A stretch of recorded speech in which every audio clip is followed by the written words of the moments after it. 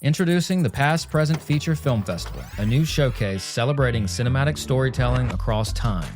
From bold proof-of-concept shorts to standout new films lighting up the circuit to overlooked features that deserve another look. Sponsored by the Past Present Feature podcast and Leica Camera, all films screen in Hollywood using Leica's CineWay projector. Submit now at filmfreeway.com/past-present-feature. The past, the present, the future of film, all under one spotlight. Introducing the Past Present Feature Film Festival, a new showcase celebrating cinematic storytelling across time. From bold proof-of-concept shorts to standout new films lighting up the circuit to overlooked features that deserve another look. Sponsored by the Past Present Feature podcast and Leica Camera, all films screen in Hollywood using Leica's CineWay projector. Submit now at filmfreeway.com/past-present-feature. The past, the present, the future of film, all under one spotlight.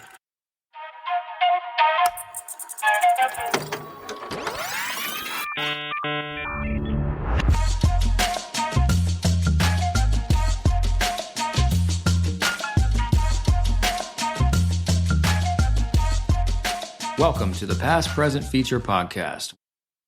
Norwegian filmmaker Audun Amundsen, director of Click the Link Below, which just premiered at Dock Edge in Auckland, follows online gurus like Ty Lopez to show how engagement algorithms reward extremes and blur value with hype.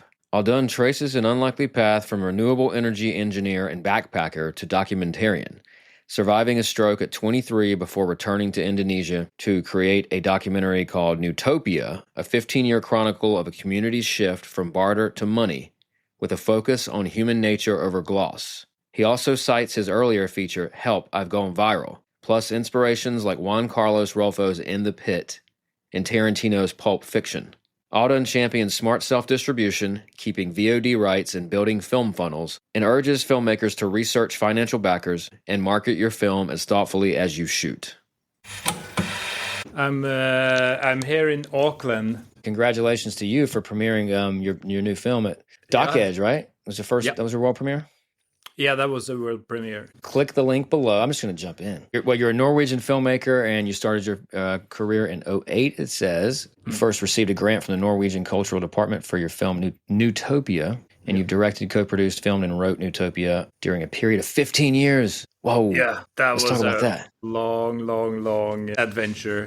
I mean, I didn't know that I was going to make films, actually. I was just jumped right into it, and I didn't have any background in it. I'm actually a renewable energy engineer. So I didn't, I just went as a young backpacker in 2004. Traveling, was going 3 months in India, and I lost my plane ticket back home and ended up staying in Southeast Asia for 2 years.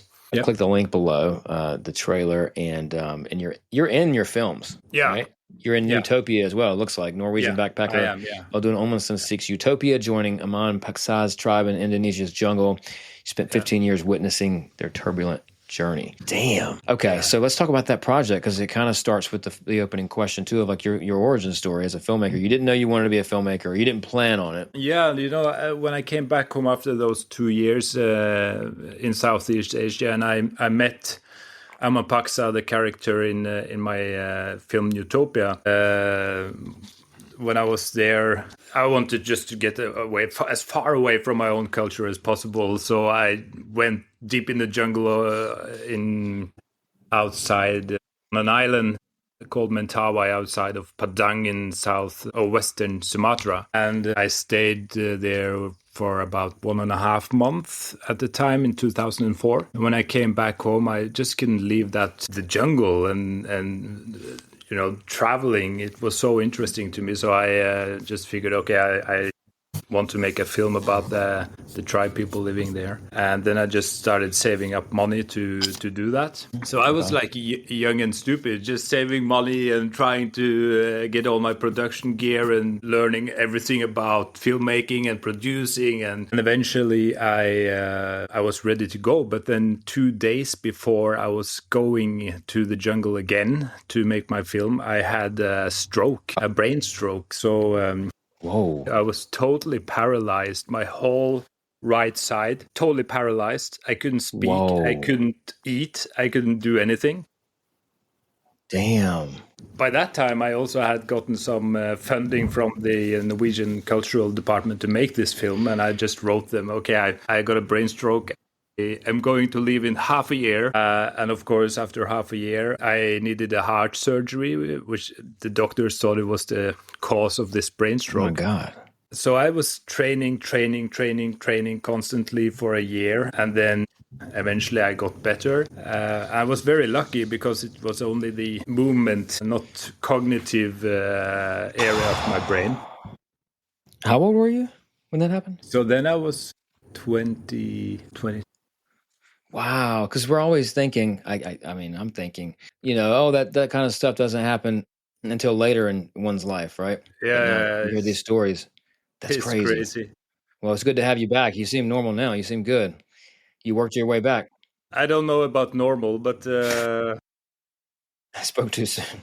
yeah, no, it's been a crazy ride actually. And then I had to start spending my money that I had been saving up for this project, and then I bought a lottery scratch card, and I won not that much, but like $15,000. So it was Damn. enough to get back what I've spent, and then The universe is just playing games with you, it sounds like. yeah. That's crazy. And then I bought a one-way ticket to Indonesia, and then I stayed the longest continuous period in the jungle, which was about 3 years. So I speak Mentawai, and I learned it through Indonesian.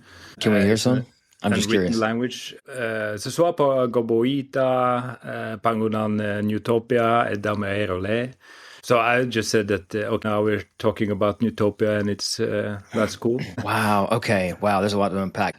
Okay. So wait. So a lot of this podcast seems to be it naturally kind of comes around to like these moments in people's lives where it's like the kind of the hardest or the struggle moments, and then to discover like what came after that, the good stuff that came after that. So like you just hit me with a big one. You had a stroke. You were paralyzed. Your whole body, you said, was paralyzed mostly, or my whole right side. Your whole right side. Okay. Yeah. Damn. And then so you started doing rehab or physical therapy, all this. How long did that process take until you were back to somewhat functional?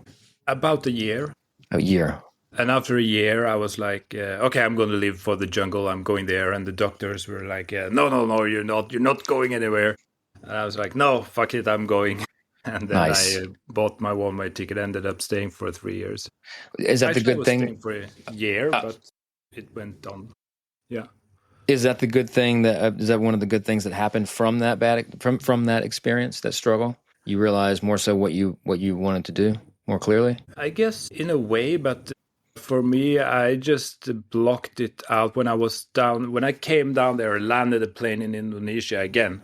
I never thought about that incident again. I was just like, bam, it's gone. I took my blood thinners because I needed to take blood thinner medicine. But no, I just didn't think about it. And I guess being in the jungle made me better because, I was balancing on trees, and I was walking barefoot for 3 Connected years back with and nature. that kind of stuff. So I guess that made me feel better. Yeah. I mean, yeah, right? It seems like the solution to so many things is just putting your bare feet on the earth. Yeah. Wow. Okay, so then what happened after that? Newtopia. 2008, I came back to the jungle. So it took me like 4 years until I, was feeling good and going back again to the jungle. Okay. Wow, dude. Okay, so question: why did you feel the need to? Can I use the word escape from your Norwegian culture, or what made you want to just detach and go elsewhere? Yeah. I guess a part of it was a bit of escapism as well. My life in Norway, my family background. I don't really have. I guess I'm a little bit rootless, and I felt like I just wanted to get away from all of that and do my own thing. And the people I met there, I got so involved and feels like they're part of my family. I'm actually going back there now after I'm in New Zealand because, I, as you saw in Click the Link Below, I got my girlfriend, I fell in love, and we now have a kid. And the Nice. people in the Newtopia, they feel like they become grandparents. I love that. They're That's calling so me cool. up and they want to see the kids. When you're making a documentary, I mean, I've made 3 so far, and I'm really close now with every subject, Yeah. and that's better than the doc itself, I think, Yeah. Pretty cool. Pretty cool because you're going through like these huge life moments, right, with these people. You're going to Yeah. connect.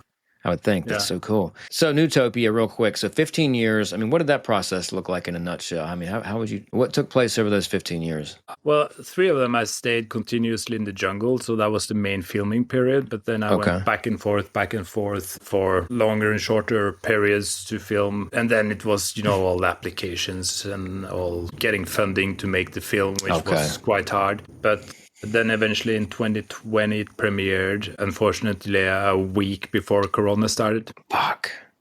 Damn. Wait, where did you premiere it? That was in. Damn. Now I can't even remember. Time. Well, when you start talking about the COVID period, everything gets fuzzy. I feel Yeah, like. it is fuzzy because, it was digital festivals and somehow watered out. But the biggest one for me, I guess, was at the Berlinale, where it won the best international documentary because, Bali. They have this festival which has become quite huge, and it's in Indonesia, and getting the best documentary from them meant a lot to me because the film was from Indonesia, and some of the, from the Western world, the I guess the question was like, who am I, to tell these other people's stories and all that, or white man in the jungle kind of type of thing. People that seen the movie, they know it's a totally different thing. I spent 15 years. I know their language. I know how these people think. I've actually taught an Indonesian in order to learn his language. Wow. Well, I had this conversation with a few different times with previous guests about there was a film in Venice called Carissa. Devin Delmar and Jason Jacobs directed it. And Jason is a black guy from Are they both from South Africa? And Devin was a white guy. Anyways, I asked them, like, when is it okay, in your opinion, to not be from a culture, but to feel the need to tell it? And I said, if you have a blessing of some kind from the people of the culture, then then that should be a seal, of approval, I guess. Yeah. And they agreed. Jason agreed a little bit. Yeah, and I think maybe if you have that viewpoint, you're kind of underestimating those people as well, because people I were living with for so long, they're brilliant, really smart people, just as us. It's just that they haven't used washing machines and elevators, So right. It might come across as stupid when you're stepping into a car for the first time and you take off your shoes because you think the car looks so clean, and you take off your shoes and you don't know how to get out of the car because you don't know what button to push. And people might think, oh, that's stupid, but it's not stupid because it's just a totally new thing. And just the same as us, really. It's just that they haven't had all these things that we had the chance to interact with. Right. So Newtopia, I haven't seen it, but so what was the big kind of what were the themes in that movie? What was, because, a first movie really does show, I think, what a filmmaker is all about in a lot of ways. I mean, what were you gravitating towards? For me, I'm really interested in our human nature, how we react to things, how we adapt, and our, future prospects. And I caught this huge cultural paradigm shift in that culture, going from, paddling oars to motors, and barter system to money and credit cards, and like putting signs in the forest to cell phones. I have all that on film during that period, and it all happened in this short period. And the way they responded to that, the way they adapted to that situation. And it's a very sad story in a way, but it's also a very warm story where you have this friendship between me and this shaman, and we are as equals in so many ways. So yeah, it's, I guess, human nature is an interesting thing. And also in this, click the link below, I think it's more a human story set in a digital environment. So it's two very different jungles. I mean, we can all relate to this, being on social media. The fact, whatever we say during this conversation, these marketing companies are spying on our voices right now, and I'm going to get an ad for whatever, right? And then I'm going to have a click the link below button. So what a relatable thing. What was the jumping off point for this doc? Did you click a link and then you started thinking about a doc, or what happened? The thing that really happened was that I was in the jungle during that period when social media established themselves in the world, right? So I kind of missed that thing that happened. Mm-hmm.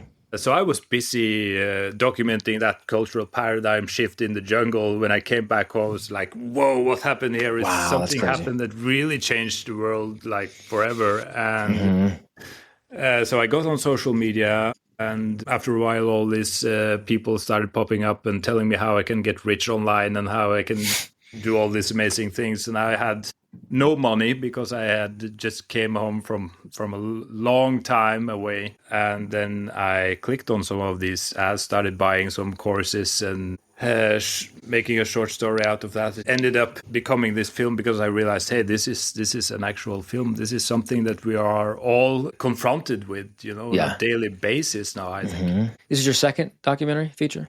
It's the third. I had the second one. It's called Help I Gone Viral. So that was also kind of the lead up to the next documentary.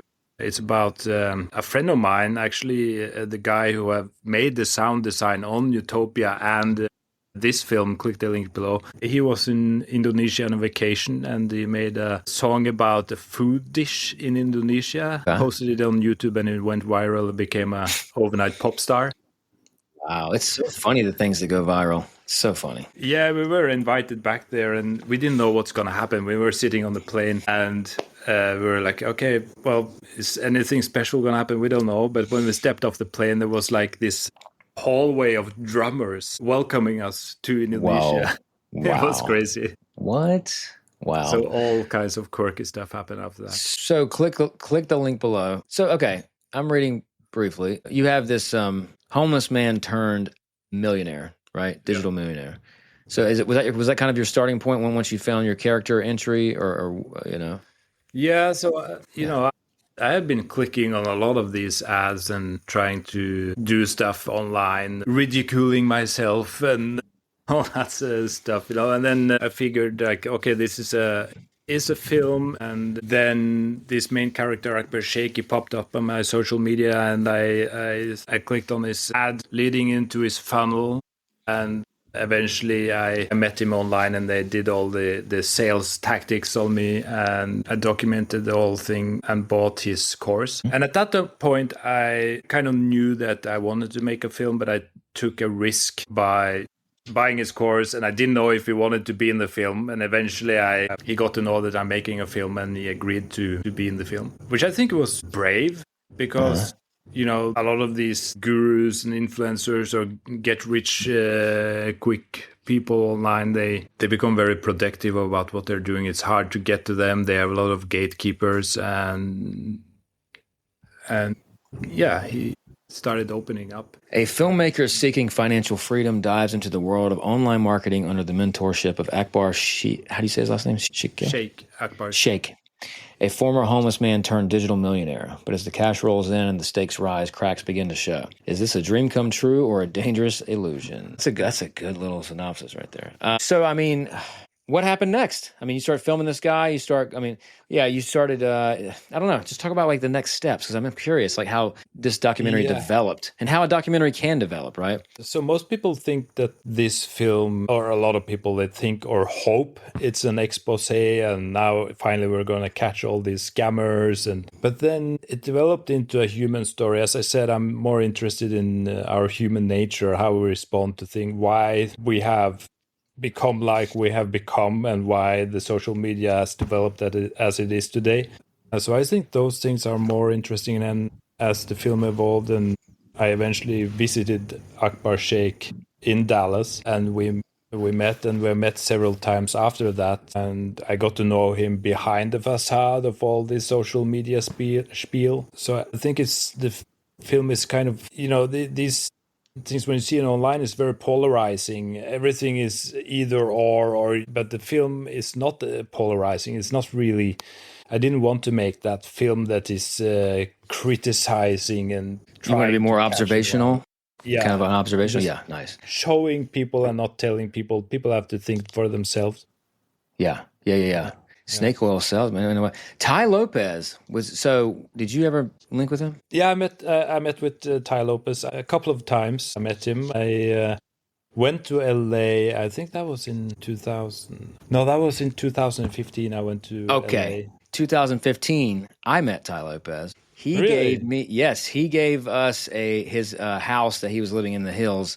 He let us shoot our feature film we did called Actor for Hire, and we shot there for 12 hours, and I had to meet him and everything, and I didn't know who the hell he was, but he was pretty normal and cool, and he was like, you should come play some basketball up here whenever, and I read a book a day, and he was very interesting, but this is Hollywood, you know, it's like everybody's, and then I start seeing all these ads after that. I'm like, oh shit, that's the guy we met. That's the guy that gave us the house. He gave us this wonderful house for like $500 for the day for 12 hours. It was really a reasonable thing, but now I see Ty Lopez all the time, and I'm just like, how funny that we coincidentally met, you know what I mean? Just through I needed a location, and somebody that I knew somebody that knew Ty. So that's how that went. But that's my little Ty Lopez connection. Wow. It's random as shit. So random. Yeah. But same year as you, it was 2015. Yeah. That's weird. So I had signed up to his one of his courses called 67 Steps. I think it was in 2012 or something. And then I went to LA and I came to his office and I met him there and we had a little chat. And it's so strange to see also his development as this guru, because I started following quite early on. He wasn't even finished with his 67 steps to, you know, health, wealth, love, and happiness. Yeah. How he has evolved as and doing his business. Yeah, it's quite fascinating how some of these characters do their things, and we met now. I interviewed him in Oslo. Actually, he came to Oslo, and I interviewed him there for Click the Link Below. Yeah. So, okay, I mean, do you feel like there is some, for our listeners, do you feel like there's any sort of legitimacy to these folks? You know, what's your takeaway?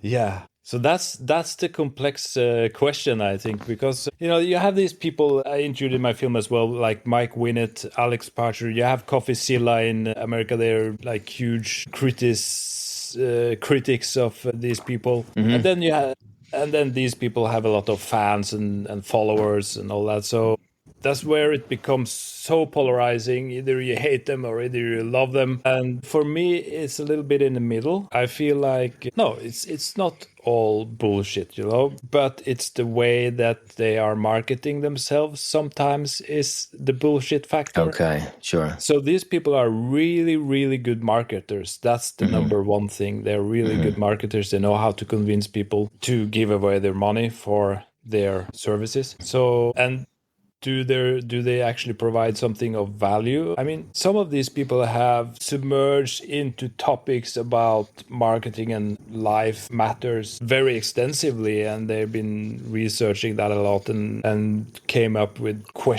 good questions that demands good answers. And I think, some of that, you know, when you immerse so much in a topic, then you gotta have something to say about that, you know, that is sensible.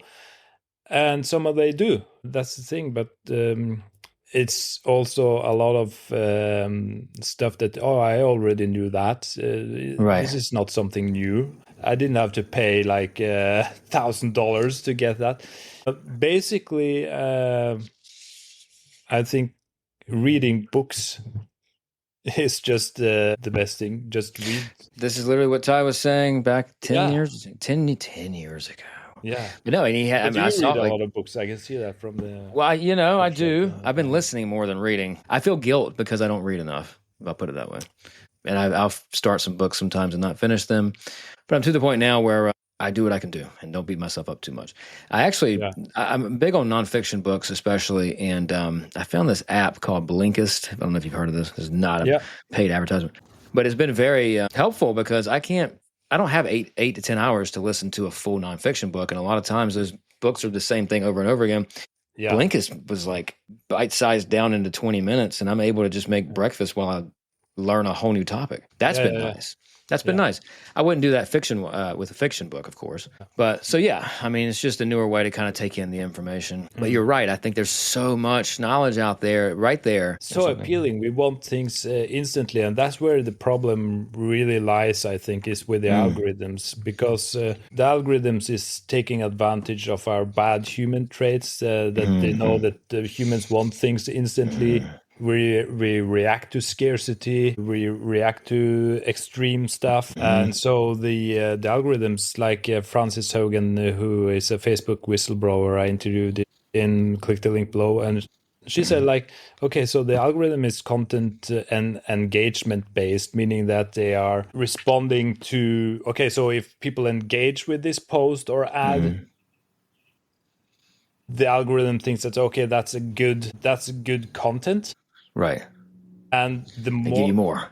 Yeah, and then our human nature is like, okay, the more extreme it is, the more crazy it is, the more responses it will get, and then automatically the algorithm just makes those posts viral. So that could be like crazy content, like eating disorder content, suicidal content, whatever. Like the algorithm just amplifies that whole thing. You know, individually, we know that we don't want a situation like that, but when this whole thing turns into a collective thing, then it's very difficult to control. Interesting.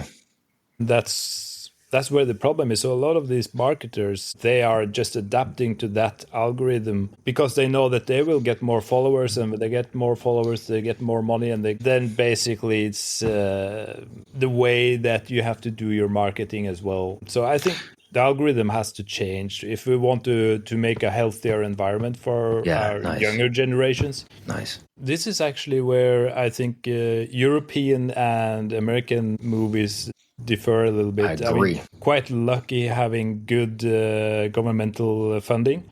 So my films are funded by the Norwegian Film Institute, the cultural department, and some foundations, and combined with TV sales and all that. But the thing is, we are given quite a lot of liberty, creative liberty, because we have this governmental funding. So we don't have to get all busy with the investors and private money. Tied up in private money. Yeah, so true. in Norway, a documentary can be up to 90% financed by public money and not private money. Sure. And it's wonderful. So that's what I started with Newtopia. I started marketing my own film simultaneously while doing TV sales and festivals. And it turned out pretty well because that's the scary thing, that we know so much about people through these algorithms, and you can install codes on your own websites. There were people like buying my film for $200. I didn't know who they were, and they just gave me the money. And they got the film automatically because I made a film funnels for this. And that's just running like this. And when the algorithm gets hotter and hotter, it finds your audience. And when you are doing this type of self-marketing, this system can be beneficial for people like us. Wow, you took it and made it work for you. We can use it for something good, although it's questionable, I think, how these algorithms work, and they should change. These funnels, though, like, can you explain, like, briefly, basically?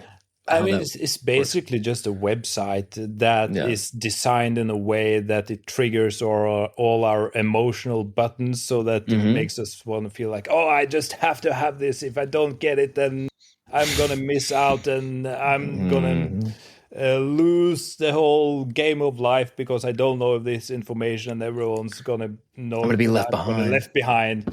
Yeah. So you make people believe that sort of stuff. And, it's like, is it worth doing that kind of marketing for them to see your film? Because when they see your film, then they're going to know the actual film, and that's, okay, that's a really good film. And people are messaging me, very often, like, thank you so much for making this film and so on. And that's really amazing and and nice to get those messages. So, but then you have to adapt to algorithm and do this a little bit sleazy marketing in order to sell it. Right. But once they see it, it's like the mean justifies the The ends justify the means. Yeah. Is that how it goes? Well, I mean, so. yeah. Marketing is a huge part. It's not just about what you have, right? It's how do you sell it? How do you get it in front of the right people? Even when it comes to like film festivals, and we can circle back to, your situation, your cycle that you're in right now. Like what do you just blindly submit, or do you also try to get it in front of certain programmers, or what is it? Yeah, all of it, I guess. Yeah. On this film, I have a collaboration with the Norwegian Film Institute, so they have a specific position for reaching out to festivals with the films that's been made and supported by the Norwegian Film Institute, which is really, really nice. Really cool. But with Newtopia, I had an agency that submitted my films. So yeah, it depends on the project. And eventually, I want to keep my VOD rights. So I can continue selling this film with the film funnel and getting it out there to people that want to do online entrepreneurship or whatever. People are interested in that sort of thing. So what are the details of that funnel as far as you have your website, you have a click now, like click the link below button, right? And then, but it takes them to VOD and then you capture the revenue, right? Yeah. That's it. Simple as that. That's it. But then it's about creating like what they're telling, like an irresistible offer. I think it's easier to sell films in a package, like you give something more other than the film as well. That makes people really want to buy that package. What is an example that you've used as far as what was in your package? Well, in Newtopia, it was because I basically gave almost all that money they earned on the film funnel back to the communities in the film, so people really love that. We made Lucky Strike. It wasn't in the film, but Lucky Strike offered to renovate my friend's student cafe. But it had to look like a cigarette commercial. Really crap. Actually, American company bought the whole cigarette industry in Indonesia, so they're basically controlling the whole thing. Of course. And they BlackRock probably owns that. Yeah, they turned Indonesia into the most smoking country in the world. I mean, you see 4-year-olds smoking cigarettes. And then the American tobacco industry turned into the American food industry. Yeah. So they offered to do that, and I said, we're going to reject Lucky Strike, and we made another project renovating this cafe, and hundreds of students are coming there every day, and the tribal people, they came in and did that work for a fair amount of money, and that was Film Funnel's money. And also a lot of these people living in the jungle, they get stuck in the middle, like the government wants them out of the jungle, but they want to live in the jungle, a lot of them at least, and they get poor on both sides because they get stuck in the middle. So I financed a traditional house for the main character in the film so that he can go back and do his pension there and live like on his own terms. So yeah, that was cool, and people liked that. So that was an incentive there with the funnel. It's a beautiful thing, and people are good out there, right? People are good. Yeah, they do value. It's more difficult though because it's all about money. Yeah, is it ever going to change? I know it's not like that in every part of the world, but man, it's not a great system. Doc Edge, you already had your world premiere, right? How did it go? Yeah, it was amazing. I mean, the film was shown at the Capitol. It's quite a small, very old cinema. These really beautiful cinemas, when they have these old carpets and nice stairs leading up to the cinema. Yes. Very beautiful. It's like a church. More old people there as well than I expected. Okay. And they really loved the story and appreciated how it was made. I feel like the old folks definitely show up. I mean, where are the young people? Do y'all care? Where are you at? Hello. Yeah, they should watch more quality documentaries. Yeah. I mean, do you think the Europeans and the rest of the world kind of still keeps up their, do you think they show their kids more quality stuff? Do you think there's like a culture being passed down? How do you feel?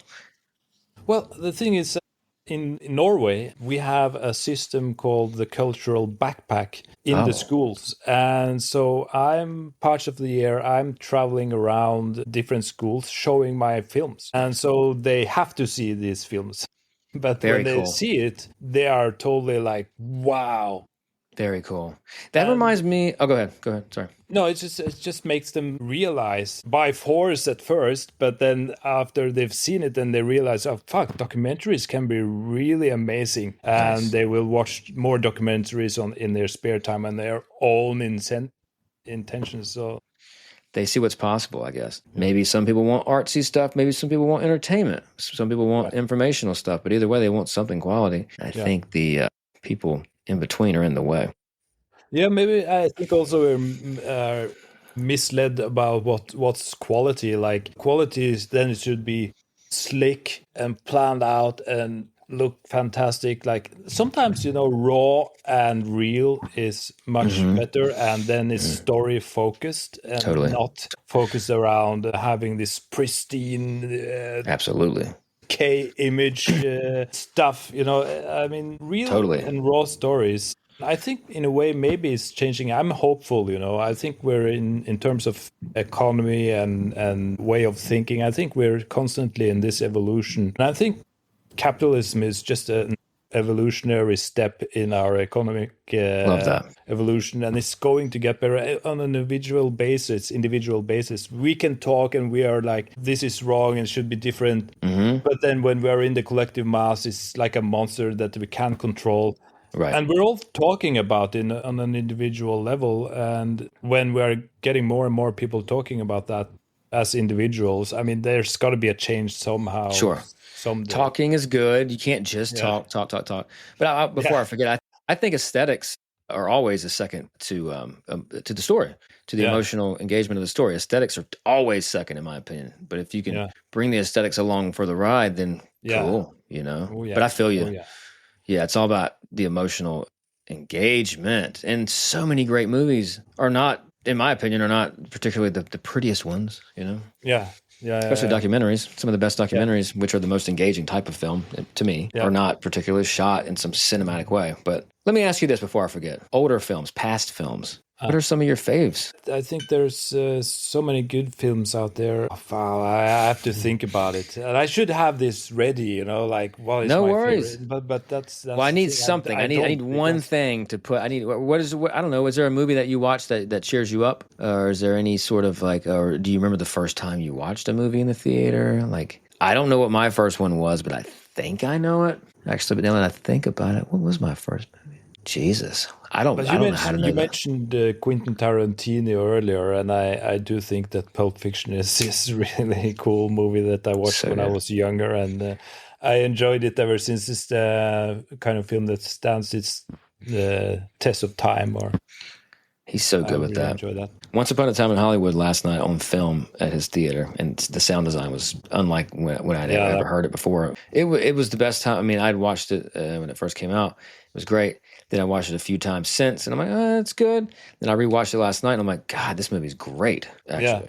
This is holding up. I remember watching a documentary from Mexico a long time ago, even before I started doing documentaries myself. It's called In the Pit. It's about road work in Mexico and how these people who are actually making these roads like highways, and they are working their whole life doing these, crazy highways in the city, and sweating and people dying. And that documentary made a huge impression on me. You saw the characters. I really like character-driven stories. In the Pit, focusing on the plight of the invisible worker, this documentary shows the stark realities and human struggles of hundreds of Mexican construction laborers as they toil to build Mexico City's enormous Periferico Freeway. These courageous and tireless men share stories about their families, their individual goals, and personal insights into the perilous nature of their chosen profession. And 7 by Juan Carlos Rulfo. Nice. Cool. I really like that. At the time, it made a real impression. I've only seen it once. So many films kind of come and go too. It's nice to learn about these films, bring them back to life in a way, or at least discover them. for me for the first time. But I think these days is one of the problems we're facing, because people are, through YouTube and all the social media, we're so used to consuming content that is polarized, and we need to adapt to that in order to market our and then somehow I see that people who are making documentary films as well are making their documentaries polarizing. And so it's like either or situation, and we do that, or they do that probably because they know that people are going to respond better to that, it's going to be an easier sell. And then I think that is sad, because documentaries, I think, should give more perspective and make people more aware. But somehow a lot of documentaries made these days are also making people more narrow-minded and making them more into that filter bubble. It goes back to that line between show and business, between what is your goal here, capitalism or something else? It's like, it's okay to make money, but when that's your only, when that's your priority, it's just, I don't understand that way of thinking, because it's not going to, what are you going to do? End up just with a whole bunch of money, by yourself? Like, what's the point of that? We already know that's not the way to go. But anyways, sorry. Skirt. I think you're a very interesting person as well when it comes to what leads to happiness. Robert Waldinger, he's in my film as well. He is now conducting the longest studies about happiness in the world that they're doing in Harvard. And they have been studying different generations for 86 years about what makes them tick, what makes them happy, and so on. Very cool. What is this conclusion? Yeah, so it's definitely not money that makes us happy to a certain level, because if you're an asshole and you get rich, you probably get to be an amplified asshole. Right. But if you're a happy person, then you are getting a little bit happier to a certain extent, and then it flats out. Sure. But connection is the real thing. Yeah. Connection, warm connections with other people. Look, Malcolm Gladwell did that book called Outliers. You ever see that? Or you ever read that? That's a good book. No, I haven't read it, but I... The opening chapter is about this. The prologue is about this small town, and they have the highest living lifespan in America, I think it is, per capita. And come to find out, it's because they're all mostly Sicilian immigrants, and they're just a massive community that do everything together. Like everybody's kids hang out with everybody else, and and it's just this connectivity for sure. And I think the converse of that is what? Loneliness. Yeah. And a lot of times when you're being selfish, I think selfishness leads to loneliness, and capitalism is ultimately selfish, in my opinion. And the crazy thing that we left connectivity up to social media outlets to a large extent now. And the algorithm is controlling that, so that's a huge problem. It's going to be a huge problem moving on. And you made a film that's targeted just that idea, right? That's talking about that. It's a super important topic. What do you have next for this film? You have Doc Edge. You're already done with that. So where are you going now? The European and the North American premiere coming up. There's a substantial festival in Europe. I'm not allowed to disclose it yet, unfortunately. Can I guess? I'm just kidding. So, but yeah, it's festivals coming up. And then, we have Sideways Films working on TV sales. So there's actually a shorter version of the film as well that will be a TV version. It's 58 minutes. Nice. So it's more condensed. Yeah, so I guess it's just that process. And then the final stage is I want to do the film funnel thing and just market my own film. And, when it comes to contracts, it's like keeping the VOD rights. I always try to do that so I can do marketing myself as well. Nice. And then I give the rights for TV channels away. What about airlines and all that? Do you give them away as well? Yeah, airlines. Yeah, I've done that. I did that with the Help I Gone Viral. So that was shown in Canadian Airlines, and I think that's great. I always look at documentaries on the airlines when I'm flying. Mm-hmm. I'm surprised that there should be much more documentaries on airlines. I agree. Something about it makes complete sense. My last film got on 5 airlines, but it was like, whoa, these are 200 million people that wouldn't have possibly seen this movie. It's great, and they can't go anywhere. They have to watch something. But the crappy thing is that documentaries, you really have to go into the menu in order to find documentaries on the airline. Yeah. They should make it more visible that documentaries is a part of their films. Yeah. That's such a healthy little kind of old-fashioned throwback space, because there are no algorithms. There's no Wi-Fi. I mean, there is if you want to pay extra, but most people aren't on their phones, right? Yeah. So, anyways, last question. Any filmmaking advice for your earlier filmmaking self that you would go, if you could go back in time and tell your earlier filmmaking self? When I was starting out, I was like, okay, I have to just get this money and finance my own film. But then I realized I should just make a bunch of applications and try to get people to fund me. And Nice. And doing that in a smart way, because I think writing all these applications can be done in several ways, and there are certain ways that are more convincing. I mean, most people think about, what can I get? What can I get? But what can you give out of value to the people actually investing in your film, and why should they invest? I think, thinking more in terms of that perspective, because if you're thinking all the time, I want $1,000, so like, why should that person give you that money? I mean, there must be research. If you're looking for private investors, then researching what are they up to, what do they want, what are they? It's that me versus how can I actually help you, which will then also give you a better selling point, right? Better pitch, because you're providing more value. No, that's good advice.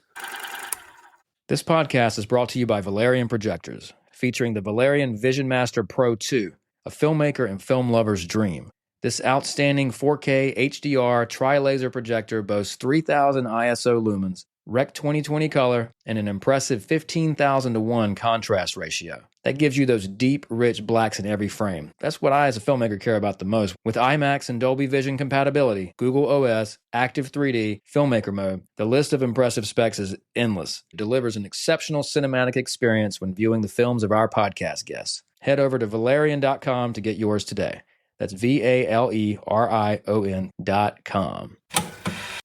Please like and subscribe to this podcast and follow us on social media at Past Present Feature. And let us know in the comments section what movies you're watching. Thank you so much for listening to the Past Present Feature podcast, and we'll see you next time. Peace.